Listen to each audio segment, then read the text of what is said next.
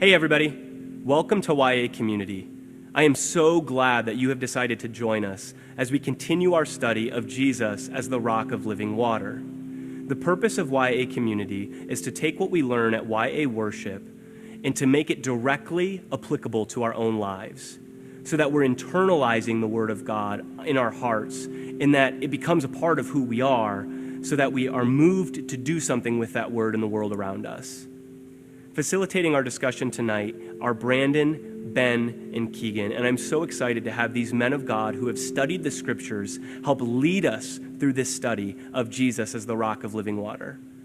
At YA Worship, we looked at how this parable in Matthew chapter 7 tells us of a foolish man who built his house upon the sand and a wise man who built his house upon the rock. And we looked at how Jesus is not only outside of that parable, teaching it to his audience about how his words can be a rock foundation in their life, but how Jesus is also metaphorically and symbolically inside of that parable. That Jesus is the rock foundation, and that Jesus is the water, the rain and the floods that come to wash all of the sand foundations of our lives away.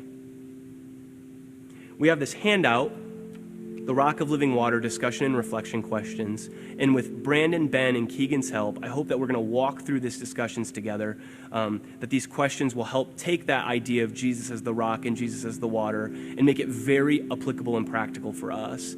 If you have thoughts or notes that you'd like to jot down, there's space between each question, and there's also an additional note section on the back for more extended thought processes and more journal-like entries.